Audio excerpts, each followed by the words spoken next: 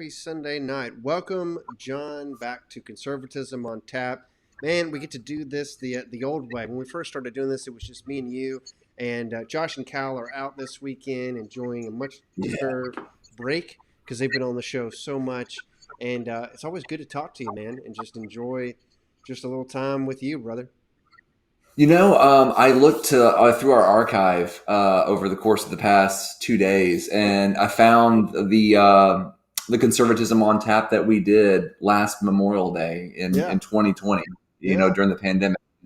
It's just nice to see all the new faces that we have on the show. It's nice to remember like all the conservatism that have been going on and going through and what we've discussed. But it was just kind of a trip down memory lane yeah. for me. It was good. It I was mean, nice to see. that was right around the time that I think we started doing this show. We were just kind of Exactly. figuring it out and all that. And now we've got a nice little fancy intro. We've got other guests going on. We've got multiple topics, multiple shows. It's fun to be doing this. 3,000 followers on Facebook and all that stuff. So it's a lot of fun, to be able to do this and to get multiple perspectives. We were talking through gun rights and everything else, and John Cena making a fool of himself, and I so many know. other Oh things. man, I saw that. If anything, what I've learned from going through like our archive is that like we've only just like skimmed the surface of topics to talk about. I Yeah, mean, I think we're just now getting in the refounders, like getting into the substance of what these other perspectives can really bring to the conversation together. I'm loving, what you had said about Memorial Day. I'm loving what you said about the permanent things on Wednesdays, and we're just now getting into that stride that like there is a lot to address. There's philosophy, there's current events, there's entertainment, all those things to talk about from a conservative perspective. And I think we're just now hitting that stride, right, which is right. awesome. Well, it's a lot of fun to do it with those different perspectives and challenge them, Yeah. and being able to handle it, and being able to put people on the spot. Like, how do you feel about this? What would you do differently? And for people to do more than just, well, that offends me, I'm going to shut down the conversation. We actually engage each other and come back to the table, and get people who are following us who aren't even conservative, right? I mean, liberal, moderate, whatever, unaffiliated, and they still kind of follow our channel and give us feedback, and we wrestle with it. That's a lot of fun. So, and I love getting to do the different sections that we brought into the show. So, toast and roast is what we're going to focus on tonight. We do this every episode. Good. I feel like it's a lot of fun to be able to look at a couple people out there, and someone to celebrate and someone to make fun of and roast. And a lot of times this is kind of light, but today it's going to be a little bit more serious because it really is personal, and it's been something that I've been thinking on really over the past week. And I took to Twitter over this tweet that Kamala Harris made. So she's the Yeah. person to roast tonight, Yeah. our vice president, Mhm. because she put this out here, and I just want to explain why I felt the need to be able to respond to this, and why it is an issue from my perspective. Is so you have Kamala Harris, who was a senator. She didn't do well in the Democratic debates or running her campaign, but she Right. did get picked by Biden to be, the VP, and that's where she's at tonight. And so, this is her first time, approaching, I guess, a big holiday with some expectations. I don't know. Maybe there's more going on. I'm not sure. But this is the tweet that she put out. I believe this was yesterday. So going into the weekend, she just says, "Enjoy the long weekend." Right? That was the tweet Yeah. that she put out. And someone would say, "Well, it is a long weekend, right? You're getting a day off. So what's the big deal, right? Like, why is this a problem? Why is this, worth roasting? Why is Fox News freaking out over this, or conservatives have a problem with it? Especially, when other politicians, or Trump would tweet about Memorial Day and turn it back to himself, and talk about the great Right. job he was doing and stuff. So the problem with this is that that's not what it is. It's not a long weekend. It's not like, hey, you got 2 Saturdays. You got an extra day to not go to work. That's not at all what this is supposed to be. The fact that it's time off of work, or you don't have to work as much, is simply a byproduct of the main Hmm. issue, which is that it's supposed to be time to think about the people who have sacrificed and, in many cases, given their lives for us to have the freedoms that we enjoy all year long. Yeah. And our and it gets into the very nature of freedom. It gets into the fact that freedom itself is something that has to be defended in order to exist, right? And that Hmm. maybe that's a conservative point. I don't know, but it's certainly a true one in my opinion. Is that if you don't take precautions to defend freedom, whether that's domestic or foreign, you're really not going to have it because there is evil out there in the world that is coming Hmm. after you. And when you see this picture, so I have a problem with it because if I was to post a picture of myself and say, enjoy the long weekend, or if any military member was to do that, right? Well, it's not about you. It's not about you. It's not even about the current people who are serving. That's not what this holiday is about. Supposed to be about. It's not Veterans Day. We're not really talking about the veterans who have lived. The purpose of this Hmm. holiday is to specifically look at the lives and the sacrifice that is in the past. It truly is a conservative holiday in so many Yeah. ways. And when you post a And picture of yourself, you clearly don't understand that. yeah, and I mean, Kamala is one of many. I mean, like Trump also does. I mean, I think that when he posted his, it was more about gas prices than anything else. And I think that's a problem amongst many of our elected officials is that there isn't this encouragement for reflection.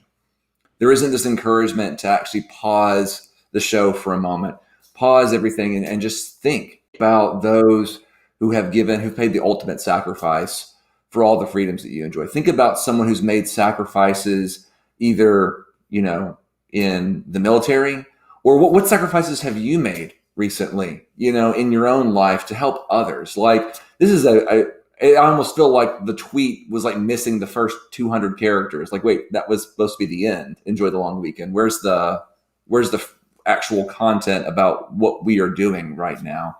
Well, And even now, Wes, like I mean, you might actually hear it. I'm not sure if that audio will pick it up, but there's fireworks going around like my neighbors' yards, and they're like half drunk, like just throwing fireworks in the yard and stuff. And it's just, I understand that there was a time to barbecue and to enjoy the long weekend, but man, if you're not going to take some time to reflect, to have some time to contemplate just the gravity of what price people have paid to actually help your life become a reality, this nation become a reality.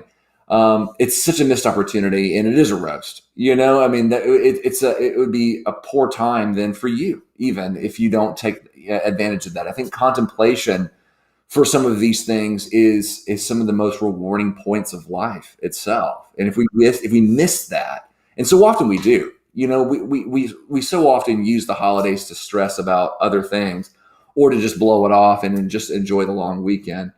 And I really hope that people can find some way to honor Memorial Day in just a much more thought provoking way. I don't know if that's a conservative perspective only, but I think just taking the time to just pause your life yeah. and reflect for a moment. And Well, we're not getting that from our well, and from I our would tweets. say that modern conservatism is very disconnected from that as well. And I guess that's the point. Is this isn't me picking on Kamala Harris. To see the comment there from Chris talking about it was probably an intern. Yeah, maybe it was.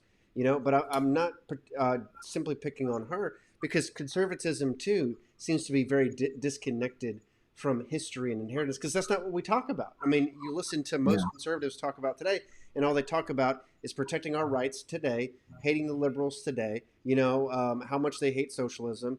How often do we actually take time to learn history, to learn our identity, to be able to cultivate our sense of tradition, right? When it's constantly talking about, hey, we've got to get Trump elected or we've got to get him reelected, right? It's almost Mhm. constantly this presentism, right? This ideology of the present is all that matters. They say things like America is going to be ended by critical race theory if we don't take on this now. America is Yeah. a most important election of our lifetime. They say that every freaking election, right?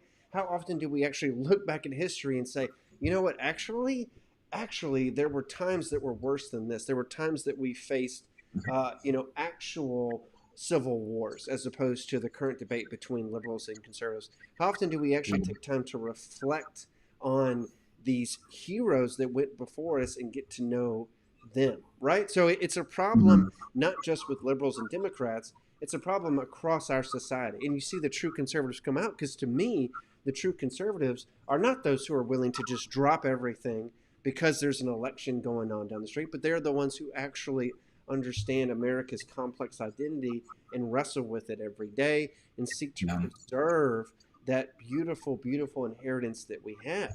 And that is much more important than getting a Republican in office at any cost, right? So Yes. this is my point: is that it there could be nothing further than this picture of oneself and talking about a weekend from Memorial Day. Like that is, there's nothing more divorced from Memorial, because number one, it's not about you. It's not about me. Not Not about about you enjoying It's not what anything. Memorial Yeah. Day is about. Okay, and it is not about a long weekend. Okay, it is about stopping everything to be able to focus on why we get to have weekends, on why we Mhm. get to enjoy time with our Right. friends and all those things. So let me give you the toast in this. Is the toast is simply this picture. That's a good one. That's it, and I'll expand it for you because nothing more needs to be said, right? Yeah.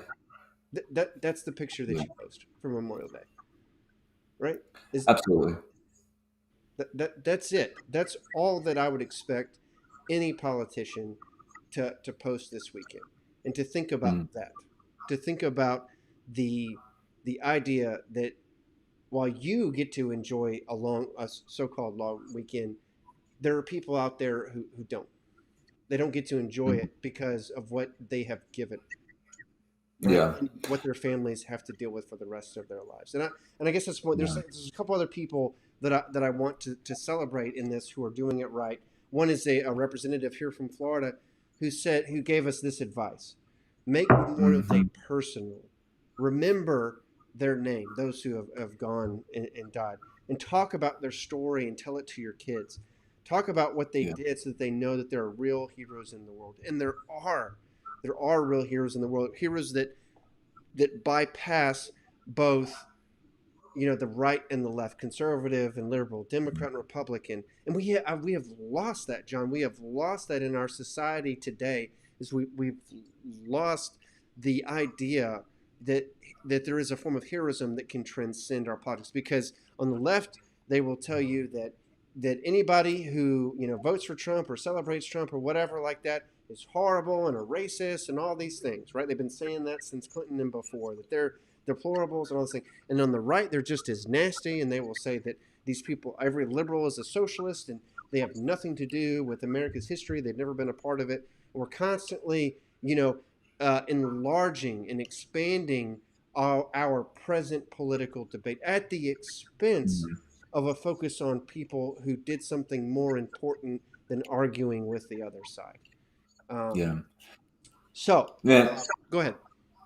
No, it's a lot. There's a lot to process there because I share your frustration, and well, I think what the perspective that I'm coming into Memorial Day now increasingly is, my children that are growing older, growing more conscious, growing more aware of their surroundings and what they're processing. And I'm looking at the world that they're entering into, and I'm looking into the barrage of information that is being Right. put upon, not like virtual learning, right? I'm not talking about that, but I'm talking about even just what kids experience from whatever phone time that they are getting around them, and it is frightening to me that they're going to be walking into this world, and I'm not getting a sense, even from what I've experienced from their schooling, that they're getting a good appreciation of what the blood that's been shed for their country. I remember, like in first or second grade, they'd always pull down the American map, and that always show, like, from Florida to California, like, this is your country. This is your country. This is not free. Like, it was not it was not paid, in full cost of just for you to have and nothing else. It was blood that was shed. Yeah. Right. Well, For this, but remember, like, every morning, like, there's the Pledge of Allegiance, every evening, or every evening, right, school, but every afternoon they pull down the American map and they show it, and they say, this is your country. And so what I'm finding in my daughter's schooling is that, like, they haven't said the Pledge of Allegiance. I have to teach her the Pledge of Allegiance. I'm not sure if it's a virtual thing or what, but I'm becoming more and more concerned, Wes, that even like in education, like, my daughter's not getting the sense of this community, this communal country that she is a part of, and what it costs to get her there. Well, And and so, one thing that we're doing, I mean, I love what you have right here, because stories and names. You cannot emphasize them enough. We're going to the Virginia War Memorial tomorrow, and that's over in Richmond. Thank goodness it's very, very close. And we can walk over there, and it's names. And now that my daughter's able to read, I'm going to challenge her to read some of these names. See, let's just see if we can pronounce some of these names. And when she starts asking what they're there for, you can start sharing at least some semblance to a 6-year-old of a story that, even though you may not know these people, you need to understand that these are the names of those who didn't get to grow old. They didn't get to become old, right? They gave their life.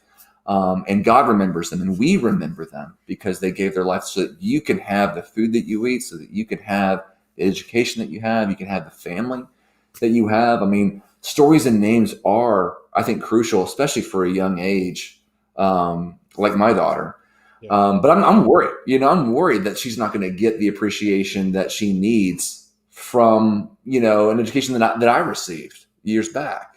Well, we're set up for failure, right? We're set up for failure in this because so much of the American philosophy is rooted in a present perspective on things. And what I mean by that is we think about our rights as natural. We think about our rights as given to us. Something that is natural just is, right? The fact that we have air to breathe, the fact that there's water, it's natural. We think about our rights in the same way. And that's where Burke comes in, is like, is it though? Is it like, yes, there is a natural value to humanity, but these rights that we talk about, this civilization that we have, it didn't just show up. It didn't just, appear. We had to build it, and then it took more than one lifetime to build, which means that you've had generational contributions. The result of that over many, many hundreds of years is that you have the society that we have today. So you think about the fact that the American founders weren't just working with a blank slate. These were educated people who were steeped in Roman tradition, in English tradition, the common Yeah. law, all of these. And then they had fashioned it in America with an understanding over hundreds of years being built here, right? And so they were bringing together this inheritance, and they were fusing it with the ideals and the faith and the religion that they had to be able to produce something. And then after that was done, they had to build a constitution. And then they had to expand that constitution to get to the country that we have today. None of that was natural. None of that just happened. That was not easy. That was hard work. And so when we Yeah. talk about today is, oh, I have a right to free speech because I go on Facebook and I give my opinion.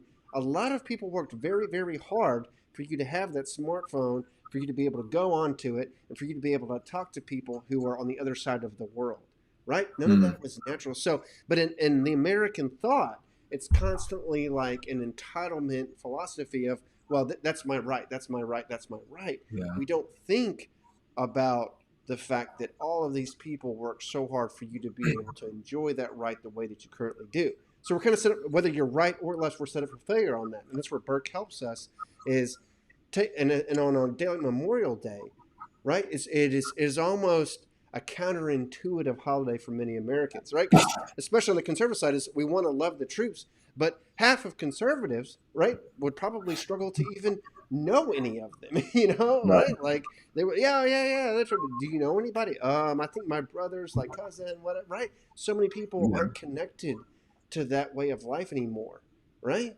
And so we've got to work to make it personal, right? So let me give you some examples, right? This is a little wood case that I got. It's like a little cigar case that I got from Afghanistan. Okay, Right. right. And so when I think about that, you might think, oh, it's just a cigar case. But I think about the unit that I was in, and there was Hmm.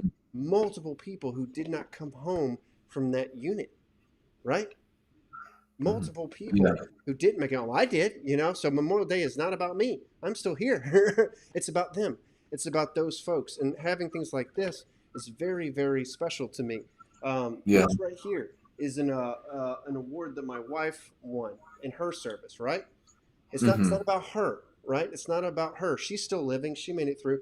But there were people in that building where we worked at that did not make it out. Unfortunately, there were people that took Yeah. their own life. Suicide is a huge, huge problem in the military. It Yeah. really is, you know. And there are Yeah. people who were got really messed up doing the job that we did.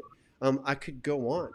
There's Yeah. you know a long legacy in the branch that I've served in. You can think about the other branches. You can think about so many different people. I love what there's a city down the road that did this to make it personal. And I don't know if you can see this. I'll try to expand this picture. Yeah. I'm looking at it. But they have one of the little, it's essentially a banner that's on these lights, right? And these things are about 12 to 14 feet, right? So pretty Hmm. large on these light posts. So you can't miss Yeah. them. You're down the street. And every one of them is unique and different.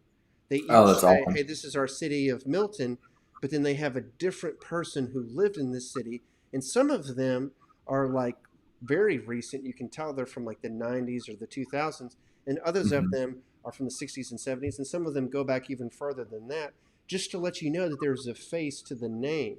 And so it doesn't Yeah. matter to me whether you've served or not. What matters is, are you dialing into the actual history of Yeah. this holiday and of your country? And I love it when people make it personal, like this city did down the road from me. It's beautiful. Yeah. I recall when, our dad brought us over to the Gettysburg, museum and the cemetery, the National Cemetery over there and everything. And um, you have like these soldiers, right? And whether they were on the Union side, the Confederacy side, they're actually intermixed all in this big dome. And they've got photos everywhere, but they've also got letters next to the photos of the soldiers who wrote back home. And of course, those soldiers, died during the war. But I like that they're intermixed all throughout, right? Because they're all there together. And so you could be reading someone who's a Union soldier, someone who's a Confederate soldier, but it puts a name and a face to the name. But it also puts a story to that name. And it's impossible to read them all. I mean, some of them are so high up that I doubt you could actually ever read them. But it's important to know that they all had lives. They all had substance. They all had a reason for what they were fighting. I thought that it was nice that they intermixed them because it brought some type of, you know, communion to the whole thing, but or community to the whole thing. But just the sense of that they're all people. They're all people with their own reasons, their own substance together, and it's important to understand that even if you don't agree with the side that they fought for, why they fought. So I think that that's extremely important. But Wes, I know that you come from military service. Your wife comes from military service. I don't. It's not something that I chose for my life. My wife didn't choose that for her life. And all I can say for those who haven't served, I think there's still ways to honor and find ways to show to your children what it means to have a little bit of sacrifice, to show that what it takes to build a community, what it takes to actually, set the stones. And sometimes that stone is covered in blood because it has to be. And I give blood. I give blood at the American Red Cross, and I brought my daughter over to the American Red Cross. Um, and I encourage everyone to give blood. It's a little bit of pain. You might not like needles. I hate needles. Okay. My daughter hates needles and she's type 1 diabetic. It's part of life. Get over it. We have to, Yeah. right? Because, it's something that we have to give. I may not be able to give my life. I may not be able to give my service to the military, but we can doggone it. We can give blood, and it's a good talking point to give to my daughter to say, like, we give blood because there are some people who gave all their blood for the freedoms that we enjoy. So we Well, can at least give a little bit to help people, feel a little bit better, physically in yeah, their. But some people gave it all. Some that's people gave, awesome.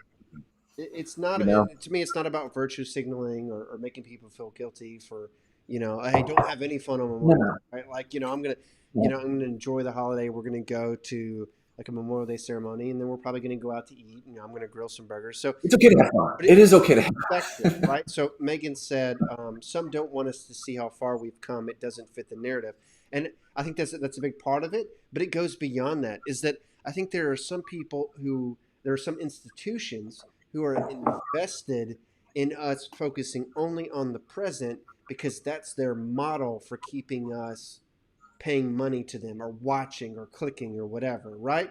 Is like the minute that you start to look through history, you will see that so many generations had it terrible, right? You think about Mhm. going into the 30s and the 40s with the fear of Nazi Germany and the Japanese Empire and Mussolini and the Italians, the scourge of Nazism that was sweeping across the world, Pearl Harbor that had us absolutely terrified and so many people died, right? Going into Japan and the atom bomb. Think about the Cold War. But you could go further than that and look at the Civil War where we truly were killing each other, right? Over slavery and this evil that was infected into our republic. I mean, when you look through history, you're like, oh my gosh, like that was horrible. I can't imagine living in the fear of nuclear warfare with the Soviet Union or whatever aspect of history. And you start to realize like there is this much broader experience. And you're like, wow, compared to that, maybe we can handle some of these problems today. Maybe they aren't as hysterical and horrible as I've been led to believe. Maybe I start to see them in focus. And there are people who don't want you to see them in focus because if you do, you might turn off the news and go enjoy your afternoon. And if you do that, they get less money, right? And It so, goes back to you being a product. The yeah, less that you think for yourself, the less that, and I always bring it back to E.F. Schumacher ever since I read God for the Perplexed.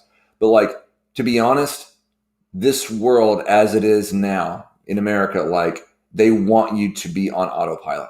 And the right, more that you're on autopilot, the more money other people will yeah, make. Read yourself, like challenge yourself, actually reflect for yourself on history, on the more permanent things, right? These are like examples, right? Contemplate the higher things, develop a philosophy of your own making, and then test it and see how it works, yeah, right? Against what you're finding in the world. Because if you don't, you're lost. You have lost your freedom yeah. in Be- truth, right? Because I Your, mean, your freedom is bought God and paid for forbid, already by yeah, other companies. Yeah. God forbid that Democrats and Republicans actually look back towards history and both say, thank God for the men and women who served in World War II. We both agree on this. Thank God for the people who served in World War One, right? Like, and they go back through history and they say, you know what? Thank Which God war for was the that? people. Yeah, exactly, right? World War God One. for the There's a people one. who worked hard to sew the country back together. All of a sudden, we find all these things that we agree on, and then our disagreements get smaller and smaller and less cataclysmic, less sensational, right?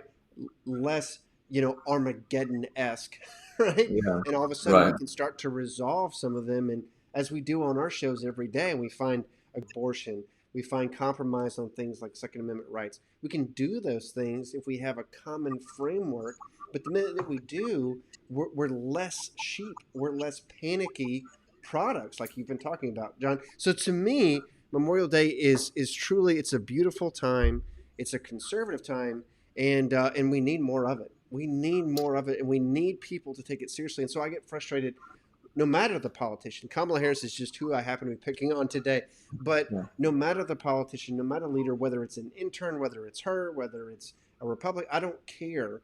Is we need to do what's been said here. Is we need to make it personal because it is personal. Your personal liberties, your personal freedom, the things that we enjoy today are a direct Mhm. result of people who went before you working and sacrificing hard for you to have them. And what that means is that you have a responsibility, I have a responsibility to carry on in that tradition and to be able to continue building a civilization for our kids and their kids and on, and to be able to work Mhm. off some of the failures or the evils that we have in our society today so that they enjoy an even better life. And so goes the progress of human history if we're willing to do it and not get lost in sensational conflict, and hysteria Yeah. and being sheep, to institutions. So anyway, I that's agree. how I see the holiday. It's important to me. So let me give you the last word on that. Go ahead, John. No, it's. I mean, I agree with everything you're saying. If there's any way that Memorial Day can help encourage us to come back together as a people, then I wholeheartedly support it. I think that there's two jumps really here. The jump really is is learning that other people have lives. They have just important perspectives as you do. They have a life that's just as important and just as substantive as yours is. And then there's that second jump of some people gave that. They gave it all. And it's not because they didn't love life. They probably loved life just as much, if not more than you did. And they gave it over so that you could enjoy the life that you have now. And that shouldn't be a shocker to some people.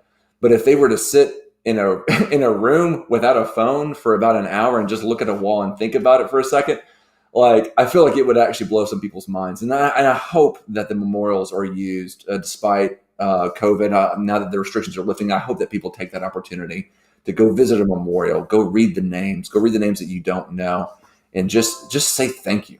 Have a moment of gratitude if you haven't had one in a while, because this is the time for it. And then enjoy everything, And then have a barbecue. That's fine.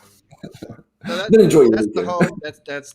That's the message for tonight. So thank you, John, for letting me fleshing that out with me. I really appreciate it. So always fun to be able to talk to you. Especially now that we've kind of built this show up, we've got so many voices. It's great to get a chance one-on-one. So thank you so much. And for the folks that are watching live, we appreciate you as well. Don't forget, we've got our Wednesday solo show where I get a chance to talk to you. So if you've got feedback you want me to get into on that Wednesday show, I'm happy to do it. It's always kind of a preview of the topics that we're going to get into later, especially when we kind of contrast our perspectives. Conservatism on Tap. We're going to have to get into that beer next time. So we'll get back on our schedule with that. I can't wait to hear more about it. And then don't forget Refounding Fathers, where we get to kind of have a debate amongst different perspectives. That's always a lot of fun. The BurkinConservative.com, BurkinConservative@gmail.com, as well as our Twitter, Instagram, Facebook. All great places to be able to reach out to us. So thank you, Johnny, once more time for being on the show. Have a great Memorial Day weekend. Enjoy tomorrow. Go out. Take some time to reflect like we've been talking about on the show. Let us know what you end up doing for it, what you consider, what personal examples you run across. We'd love to feature that on the show. So let us know. John, have a great one, and I will see you next week, buddy. Cheers, man. Take care.